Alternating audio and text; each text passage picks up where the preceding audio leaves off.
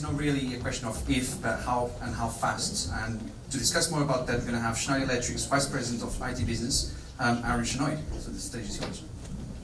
Brilliant, thank you. I managed to make it up on stage without falling over, so that's my first achievement for the evening. Welcome. Edge is a very, very interesting topic, and I think Phil covered quite a lot of stuff that was illuminating in terms of what we need to think about. And I want to kind of add to the discussion and cover two things. Technically, I should cover three things, but I don't have enough time.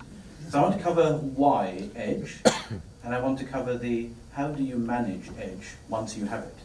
I'm going to avoid the what is Edge, because that's, I think, as we all know, an extremely long discussion. And I think probably the next panel will touch on that a little bit. Oh, hang on. I'm going to... There we go. I remember my training. So we, I think, live in very, very interesting times. I think we also live in very different times. I think the human brain, in terms of evolution, is beautifully conditioned to make choices. And I think we've spent probably the last 8,000 years in terms of our modern evolution, and probably the few hundreds of thousands of years before that, really thinking about choices, the choices that we need to make. What are we going to kill to eat? What are we going to eat to grow? What are we going to get together with? I need to be careful with my verbs there, in terms of how we evolve ourselves as a species. But I think because the rate of evolution has been so exponential, especially in the last 600 or so years, we are now, I think, in a position of and. I think we have very little choices in terms of whether we should do one thing or another thing or a third or a fourth thing. I think we're often faced in our lives with having to do all four things at the same time. And I think most of us will probably recognize some of those parallels. But let me talk a little bit about what Schneider is. And Schneider is an interesting company. We're quite old. So I think for us to pretend that we're a millennial organization is a little bit tough. We started in the 1850s, so we've been around a little bit of time. I haven't been with the company for quite that long, but we have a very, very interesting purpose in terms of what we believe our mission as far as our stewardship of the planet is concerned. So we are 100% convinced that access to energy is a basic human right. So everything that we do as a company is about putting power, and power comes with data and everything else that goes around that, but we're ultimately about giving people access to energy. The challenge that we have as a planet from an energy perspective is immense. We know that in the next 25 years or so, we're going to pretty close to double the amount of energy that we consume as a planet. I'm going to pause there because we have nowhere near enough energy production capacity to be even close to delivering that kind of capability. So we're going to have to think very carefully about how we develop energy production in the grid in general. We're also becoming more connected. So by 2020, we expect there to be about 50 billion connected things. And I'm going to distinguish between things that are connected and the Internet of Things. I think they're two slightly different things. So there are lots of connected things that are not connected to the Internet that should remain like that. A nuclear power station control system would be a very good example. But connectivity is a very, very big part of how any of us build infrastructure, whether it's in the physical space or whether it's in the virtual space. I talked about the grid. The way that we develop, the way that we create energy is also going to change. It's going to become much more distributed. We can no longer, similar to hyperscale data centers, simply depend on very large-scale centralized energy production facilities. We're going to have to think about the concept of microgrid and solar and PV and renewables and how they fit into that. But we also know that all of the additional capacity in terms of energy production on the grid in the next 15 years or so, more than half of that is going to come from these sorts of sources, whether it's solar, PV, or renewables in some way or form. But, and this is where we have the and, so we're going to use much more electricity. We're going to connect many more things. We're going to have to develop greater amounts of energy production facilities. But we also have to become more efficient, because we know that those first three things cannot be done without us becoming more efficient. And I think if I were to generalize, I would say that 80% of the energy efficiency opportunity in buildings today is yet to be achieved. And that's a big number. We use and waste a huge amount of energy. And I'm not just talking about the data center sector, but us as a planet in general. So as a company, we are very, very conscious about the things that we do and our stewardship and our role and responsibility in making sure, again, that we provide every human on this planet with access to energy whilst maintaining efficiency and everything else. The challenge, or another challenge that we have, is technology and how it is used and how it is developed and how it evolves is changing everything that we do. I started life in the mid-80s working for a small company called IBM. And I remember a little story that I heard a few days ago in terms of the millennials and artificial intelligence. And that some of the big web giants are finding AI resources so scarce in the industry that they are hiring graduates from some of the very high-end kind of AI research universities at a starting wage of $500,000. I'd like to be in that industry. I remember when I joined IBM, I got paid £5,000 a year. I think IBM pay a little bit better nowadays, but the point was that wasn't so long ago. It's not like I'm 100 years old. So that is changing very, very quickly. So our population as a planet is changing. By the time we get to 2050, 2.5 billion more people are going to live in some kind of urban environment. And that is a big change if we think about evolution and the first agricultural revolution 8,000 years ago. And that is not a very long period of time for us to see that much mobility in terms of our population. 30 billion of the 50 billion things that are connected are going to be connected to the internet. And Martin made a very, very important point.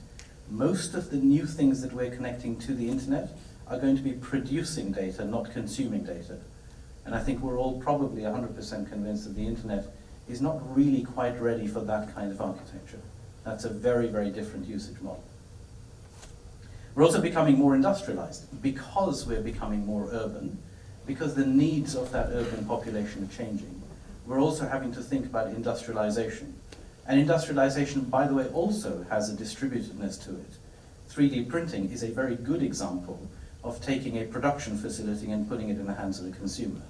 Again, very, very different things to the things that we were used to 10 years ago, 15 years ago, longer. I remember in 1992 when I was at Intel, I had to sign a form that had to be approved by the chief executive of the company. And you know, Andy Grove had lots of things to do. But one of the things that he insisted on is that he had to approve and sign off every request for access to the internet. Now, if you're under 30, that must be pretty much a dinosaur concept. But it genuinely was that. And I still remember, I shouldn't, but I do, my email address. And I was aaron.shenoy@ccw.isw.uk.intel.com. And I wondered why nobody sent me any email. I couldn't remember the thing. Anyway, so our world is changing. The point is that we're having to do all of those things at the same time. We can't choose between one or the other. We can't choose between using more energy and not becoming more efficient at the same time. The things that are driving the data center environment, whether it's a very small data center that's this high, or potentially one that's going to be in our pockets in 10 years' time, and when we get to, I think you said, did you say 2045, the singularity? I think you said slightly earlier. I mean, that's very, very interesting in terms of how that is going to evolve. But the things that we have to deal with today around the concept that everything needs to be delivered as some kind of service. So the consumerization of everything that we do is ultimately a consumption of something as a service. Whether it's storage as a service, compute as a service, cloud as a service, security as a service, etc. We also have to think about the Internet of Things. And I think we need to be very careful that we don't think about the Internet of Things as if it's just a new set of consumers on the Internet. As I said, we're going to effectively turn the Internet upside down, and that's quite a scary thing. And we're going to have to think about how we do that. GDPR, in terms of where do we hold data, who looks after the data, who's responsible for it, and who's responsible for making sure it doesn't go walkie somewhere else. And latency. So when we think about the data center environment, again thinking about the and, it is no longer is it cloud or edge, is it cloud or IoT, is it edge or IoT, or edge or, it's and. It's cloud and edge and IoT, and we're going to have to figure out as an industry, how do we do all of those things?